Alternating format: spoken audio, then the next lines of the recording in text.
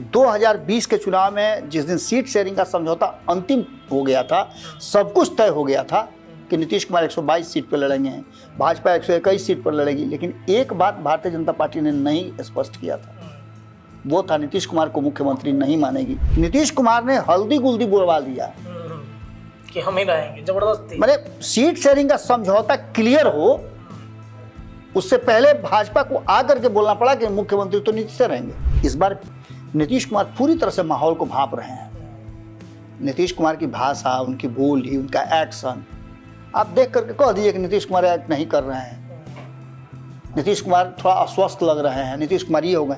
लेकिन नीतीश कुमार कहाँ कहीं रोड पे खड़ा होकर के कुछ अंट बंट बोल रहे हैं। नीतीश कुमार जो आपने आज विषय रखा है कि एनडीए से नीतीश कुमार को आउट करने का प्लान, अब तक नीतीश कुमार अपनी मर्जी से एनडीए से आउट होते हैं। संपादक मोहन मिश्रा जी बार बार इस बात को कह रहे हैं। नोरमा ग्रुप, जो सोचता है वो करता है, आपके अपने सपनों का आशियाना। नमस्कार, भारत लाइव देख रहे हैं आप। एक बार फिर आप सभी दर्शकों के बीच सुबह सवेरे हम हाजिर हैं। चर्चा गरम बिहार में एक बार फिर नीतीश कुमार को लेकर के उठ गई है। नीतीश कुमार को रिप्लेस करने की तैयारी भारतीय जनता पार्टी पहले से कर रहा है। नीतीश भले एनडीए गठबंधन में रहे, लेकिन उनकी कुर्सी पर नजर बीजेपी की हमेशा से रही है। चाहे वो 2005 में बात करें, चाहे 2015 की बातचीत कीजिए, 17 की बातचीत कीजिए, या फिर 2022 की बातचीत करें। और उसके अलावा अगर देखा जाए तो 2024 में भी, 25 में भी वही परिस्थितियां नीतीश कुमार की कुर्सी को लेकर बीजेपी के अंदर बेचैनी जैसी बनी रहती है। बताएं आपको कि एनडीए गठबंधन की बैठक तो समाप्त हुई, संयुक्त बैठक इसे कहा गया, लेकिन वहां पर जो पार्टी मौजूद थी सबके अपने अपने आइडियोलॉजी थे। बीजेपी की आइडियोलॉजी ये थी कि कैसे नंबर 1 की पार्टी बीजेपी को बिहार में बना दी जाए, अपना मुख्यमंत्री दे दिया जाए। जब तक नीतीश है तब तक तो ये संभव नहीं हो सकता है। तो क्या नीतीश को हटाया जाएगा? नीतीश जब हटाने की बातचीत बीजेपी करता है नीतीश को, तब तक नीतीश बीजेपी की मंशा समझ जाते हैं और अचानक से पाला बदल लेते हैं, क्योंकि हमेशा नीतीश कुमार अपने कुर्सी, अपने पार्टी के लिए कैसे बचाया जाए उसके लिए समर्पित रहते हैं। एक बार फिर से वैसा ही कुछ हुआ है। इस सब के बीच में आपको बता दें कि बिहार में जेपी नड्डा और नरेंद्र मोदी का कार्यक्रम लग रहा है। इसके पीछे की वजह क्या हो सकती है? क्या नीतीश को निपटाने की तैयारी चल रही है? क्या इस बार आरजेडी भी नीतीश कुमार से पल्ला झाड़ रहा है? चलिए बिना देर किए बाबा से जुड़ते हैं और बातचीत करने की कोशिश करेंगे कि बाबा ये बीजेपी ने क्या रणनीति इस बार बनाया है, नीतीश के रिप्लेसमेंट को लेकर के क्या चर्चाएं चल रही हैं। देखिए रत्नेश, हम पिछले कई दिनों से लगातार बात कर रहे हैं कि नीतीश कुमार जिस रणनीति के साथ आगे बढ़ रहे हैं और 2025 के चुनाव में जिस तरह की बातें वो सोच समझ रहे हैं, और जो उनके इर्द गिर्द आमने सामने पैरेलल दाएं बाएं जिस तरह का माहौल बना है, उन सभी माहौल को भांप रहे हैं नीतीश। भांपने के बाद जो ऐसा रास्ता निकल के आएगा, मैंने इस तरह का रास्ता तलाश कर रहे हैं वो, जिस रास्ते से वो आने वाले चुनाव में फिर से एक बार मुख्यमंत्री की कुर्सी पर बैठ जाए। इसके लिए नीतीश कुमार को जो भी सेक्रीफाइस करना पड़ेगा वो करेंगे। तो दूसरी तरफ भारतीय जनता पार्टी को ये लगता है, जिसकी चर्चा मैं कई बार कर चुका हूँ, भारतीय जनता पार्टी को ऐसा लगता है कि नीतीश कुमार कहीं ऐसा ना हो कि मुख्यमंत्री की कुर्सी किसी को हस्तांतरित कर दें और फिर भारतीय जनता पार्टी को उतना ही मुश्किल हो उस कुर्सी को अपने पास लाने में। इसलिए भारतीय जनता पार्टी, आपने देखा होगा कि जब नीतीश कुमार ने मीटिंग बुलाई थी तो उसमें जदयू के लोगों को उंगली पर आप गिन सकते थे। आप चिराग पासवान की पार्टी को उंगली पे गिन सकते थे, पशुपति कुमार पारस थे ही नहीं। उसमें जीतन राम मांझी की पार्टी के लोग उंगली पे गिना रहे थे, लेकिन भाजपा गिना नहीं रही थी। जो सीट था, जितने भी लोग मौजूद थे, उसमें मान के चलिए कि 60% 70% भाजपा के ही लोग थे। इसका सीधा सा मतलब ये होता है कि भारतीय जनता पार्टी ने ये तय कर लिया है कि नीतीश कुमार जिस रास्ते चल रहे हैं उस रास्ते पर नीतीश कुमार चलना है, चलें, लेकिन फायदा और घाटा भारतीय जनता पार्टी अपने हिसाब से इस बार देखेगी। अब तक के चुनाव में नीतीश कुमार डोमिनेट करते रहे हैं और नीतीश के पीछे पीछे भाजपा चलती रही है। नीतीश ने जो कहा वो मान गई। 2020 के चुनाव में जिस दिन सीट शेयरिंग का समझौता अंतिम हो गया था, सब कुछ तय हो गया था, कि नीतीश कुमार 122 सीट पर लड़ेंगे, भाजपा 121 सीट पर लड़ेगी, लेकिन एक बात भारतीय जनता पार्टी ने नहीं स्पष्ट किया था, वो था नीतीश कुमार को मुख्यमंत्री नहीं मानेगी। नीतीश कुमार ने हल्दी गुल्दी बुलवा दिया कि हम ही रहेंगे जबरदस्ती। मैंने सीट शेयरिंग का समझौता क्लियर हो, उससे पहले भाजपा को आकर के बोलना पड़ा कि मुख्यमंत्री तो नीतीश से रहेंगे। यानी नीतीश ने पूरे माहौल को भांप लिया था। जी। इस बार नीतीश कुमार पूरी तरह से माहौल को भांप रहे हैं। नीतीश कुमार की भाषा, उनकी बोली, उनका एक्शन, आप देख करके कह दीजिए कि नीतीश कुमार एक्ट नहीं कर रहे हैं, नीतीश कुमार थोड़ा अस्वस्थ लग रहे हैं, नीतीश कुमार ये हो गए, लेकिन नीतीश कुमार कहाँ कहीं रोड पे खड़ा होकर के कुछ अंट बंट बोल रहे हैं। गंगा किनारे जा रहे हैं जब छठ का तैयारी देखने के लिए, तो कह रहे हैं ना जी, ए सुनो जी, ये रास्ता जो है ना इसको ठीक करके रखो, किसी भी तरह का कोई दिक्कत नहीं होना चाहिए, काम टाइम पे होना चाहिए। जी। ये कौन कहता है? जो पूरी तरह से मानसिक अवस्था में, वही आदमी ना कहता है। बिल्कुल बिल्कुल।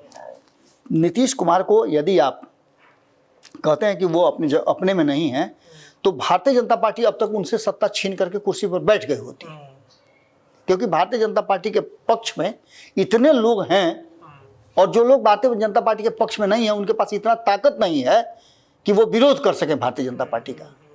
तो ऐसी स्थिति में भारतीय जनता पार्टी अब नीतीश कुमार को जबरिया उतार करके मुख्यमंत्री की कुर्सी पर बैठ जाती, कई जगह बैठी है। जी। अभी आप मध्य प्रदेश का याद होगा आपको, जी जी, बिल्कुल। महाराष्ट्र आपको याद होगा, बिल्कुल, बिल्कुल। झारखंड आपको याद होगा, बिल्कुल बिल्कुल। जबरिया हाथ पकड़ के खींच करके उतार करके अब मुख्यमंत्री की कुर्सी पर बैठ जाती है। तो ऐसी स्थिति में बिहार में ऐसा नहीं हो सकता है क्या? बिल्कुल हो सकता है। लेकिन इन सब बातों से अलग है नीतीश कुमार। नीतीश कुमार जो आपने आज विषय रखा है कि एनडीए से नीतीश कुमार को आउट करने का प्लान, अब तक नीतीश कुमार अपनी मर्जी से एनडीए से आउट होते हैं। संपादक मोहन मिश्रा जी बार बार इस बात को कह रहे हैं जी। कि इस बार भाजपा चाहती है ना कि कि नीतीश कुमार अपने से निकल जाए। जैसे जैसे चुनाव नजदीक आ रहा है वैसे वैसे नीतीश कुमार इस तरह का एक्ट होता जाए, एनडीए के भीतर इस तरह का माहौल बनाया जाए कि नीतीश कुमार स्वतः निकल जाए। हाँ, क्योंकि इस समय देखा गया कि गिरिराज सिंह की यात्रा को लेकर के बीजेपी ने पल्ला तो झाड़, बिल्कुल, लेकिन स्क्रिप्टेड था। वक्फ बोर्ड कानून को ले लीजिए, या फिर कई ऐसे मुद्दे हैं देश भर में जिससे वो स्क्रिप्टेड रहता है, लेकिन उसे कहता है कि ये तो हमारी आइडियोलॉजी है, हमारी पार्टी, ऐसा देश भर के लिए हम कर रहे हैं। बीजेपी पल्ला झाड़ती है उसे। बिल्कुल रत्नेश, बड़ी बढ़िया प्रश्न आपने पूछ लिया, और इसी बीच में आपने कह दिया गिरिराज सिंह का चर्चा करके। गिरिराज सिंह जिस तरह का एक्ट कर रहे हैं वो भारतीय जनता पार्टी की आइडियोलॉजी का हिस्सा है। जो भारतीय जनता पार्टी हिंदुत्व के एजेंडे को लेकर के चलना चाहती है, उसी एजेंडे का एक बड़ा हिस्सा है। नीतीश कुमार वो नीतीश कुमार हैं, अगर नीतीश कुमार आज से 5 साल पहले वाले नीतीश कुमार होते तो मजाल नहीं था गिरिराज सिंह हिंदुत्व का झंडा लेकर के और बिहार में घूम जाते, किसी कीमत में घूमने नहीं देते। लेकिन नीतीश कुमार चुपचाप देख करके अपने ही रो में पीछे बैठा करके और गिरिराज सिंह को टॉलरेट कर रहे हैं, इसके मायने क्या लगाए जाए? नीतीश कुमार एक्ट कर रहे हैं, नीतीश कुमार उस जगह पर आ रहे हैं कि चलो इन सब बातों को अभी धीरे धीरे बर्दाश्त करते चलो, अभी वक्त नहीं आया है। और भारतीय जनता पार्टी भी वही एक्ट कर रही है कि अभी वक्त नहीं आया है। भारतीय जनता पार्टी बिहार पर फोकस है। मैं कई बार रिपीट कर चुका हूं कि चुनाव 2 राज्यों में होनी है जहां प्रतिष्ठा फंसी हुई है भारतीय जनता पार्टी की। एक महाराष्ट्र में जो भी खिलवाड़ हुआ, खेल हुआ, उसके बाद भारतीय जनता पार्टी की किरकिरी हुई। अब भारतीय जनता पार्टी को वहां चुनाव हो रहा है तो अपने आप को प्रमाणित करना है कि जो कुछ भी हुआ हमने नहीं किया, परिस्थिति जन्य हुआ। यानी कि महाराष्ट्र की जनता को ये भरोसा दिलाना कि हमको सत्ता में ले आइए, सत्ता में आना और बेहतर प्रदर्शन करना, उसकी चिंता है। झारखंड में सरकार उसके हाथ से निकल गई थी, उसकी चिंता है। लेकिन इन दोनों राज्यों को छोड़ करके अगर पार्टी के राष्ट्रीय अध्यक्ष बिहार दौरा करते हो तो उसके मायने क्या निकाले जाए? कुछ ना कुछ तो है। अवसर भी चुना कैसा? बिल्कुल छठ का। बिल्कुल। छठ के अवसर में क्या होता है बिहार में? पूरे देश भर से, दुनिया भर से लोग आते हैं। चुनाव 4 सीटों का चल रहा है, उपचुनाव। आपने कहीं सुना है क्या कि जेपी नड्डा आ रहे हैं तो चारों सीट पर एक घंटा जाएंगे भाषण देने के लिए? कहीं कुछ नहीं आपने सुना होगा। आपने सिर्फ सुना होगा कि पटना में आ रहे हैं और पटना में नीतीश कुमार के साथ गंगा घाट घूमेंगे।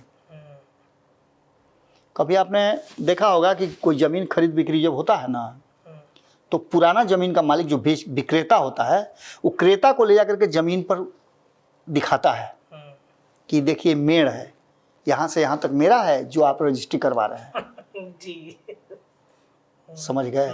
कभी कभी ऐसा भी होता है ना कि जबरदस्ती खरीदने वाला जो है वो बेचने वाले को जबरदस्ती हाथ पकड़ के ले जाता है कि चलिए दिखाइए कहाँ हमको बेचे हैं, पैसा तो गप गप सब ले लिए और रजिस्ट्री के पहले हमको दिखाइए कहाँ जमीन। नीतीश कुमार को जमीन दिखाने के लिए ले जा रहे हैं भारतीय जनता पार्टी कि चलिए जो जमीन बेचना है आपको, जो हमारे हस्तांतरित कीजिएगा हमको, वो हमको दिखाइए। तो छठ से बेहतर अवसर नहीं हो सकता है, क्योंकि एक संदेश पटना से, पटना के गंगा घाट से सीधे बिहार के गली गली में जाएगा कि नीतीश कुमार के साथ भारतीय जनता पार्टी के राष्ट्रीय अध्यक्ष जेपी नड्डा छठ में आए थे और उन्होंने छठ घाट का निरीक्षण किया, अवलोकन किया, लोग छठ व्रतियों को प्रणाम किया, छठ व्रतियों को गोड़ लगा, छठ व्रतियों को सारी चीज पता चलेगी। मोदी का भी संदेश लेके आएंगे। बिल्कुल। अब इसके बाद आपने एक सवाल और जुड़ा था कि नरेंद्र मोदी भी बिहार आ रहे हैं। भैया महाराष्ट्र में हो गया, सरकार बन गई आपकी, झारखंड में सरकार बन गई, अभी तो कुछ नहीं, अभी तो 23 तारीख को होगा। उससे पहले नरेंद्र मोदी बिहार आ रहे हैं। और बिहार काहे के लिए आ रहे हैं? तो अपनी उन योजनाओं को बताने कि केंद्र ने यहाँ एम्स, यहाँ हवाई अड्डा, यहाँ फलाना, यहाँ ढिमकाना, ये सब दिया है। इसका मतलब बिहार के लोगों को अपने तरफ झुकाव करना। जैसे आप खेतवा वाला बतवा बोले हैं, तो खेतवा के अगल बगल में जो रहता है ना फरीक सब, आप देख जैसे वहां पहुंचेगा नया आदमी का चेहरा देखेगा ना, उसमें आप ही लिए हैं का? तो हाँ, तो ठीक है, आप लिए हैं तो देख लीजिएगा, इधर उधर मत कीजिएगा, यही डनेर है, इस डनेर से इधर मेरा है। हाँ, हिसाब किताब से है, समझे? खेत लेकर के मत कहिए कि इधर उधर, हिसाब किताब से सब रहिएगा। माने हड़काता है। वैसे ही अब तक जो स्थिति रही है, नीतीश कुमार आज से 6-7 महीने पहले कहते थे कि अरे आप ही लोग से न कहते थे, अरे आप लोग वो लोग को दिखाते हैं, अरे हम भी बहुत काम किए हैं, हमको भी कुछ दिखाइए। ये बातें कह करके कहीं ना कहीं सीधे तौर पे नीतीश कुमार इस बात की तरफ इशारा करते थे कि केंद्रीय योजनाओं, केंद्रीय रणनीतियों को, केंद्रीय जो फैसले हैं उसको दिखाया जाता है, बल्कि बिहार की चीज़ों को नहीं दिखाया जाता है। एक ये बात। दूसरी सबसे महत्वपूर्ण बात कि नीतीश कुमार पर यह आरोप लगता है कि वो केंद्रीय योजनाओं को बिहार में लागू नहीं होने देते हैं। मुझे याद आ रहा है कि जब केंद्रीय विद्यालय खोलने की बात हुई थी तो 2019 में यही बात रख करके केंद्रीय शिक्षा राज्य मंत्री रहते हुए उपेंद्र कुशवाहा ने भारतीय जनता पार्टी से अपना नाता तोड़ा था और नीतीश कुमार की एक जगह नहीं छोड़ा था उनको जलील करने के लिए कि जगह नहीं दे रहे हैं, 2 साल से अटका हुआ है। ये सभी बातें अपनी जगह पर हैं, लेकिन अब जो वर्तमान परिस्थिति बनी है उसमें आपने देखा होगा कि नीतीश कुमार के कई उत्तराधिकारी पैदा हो गए हैं।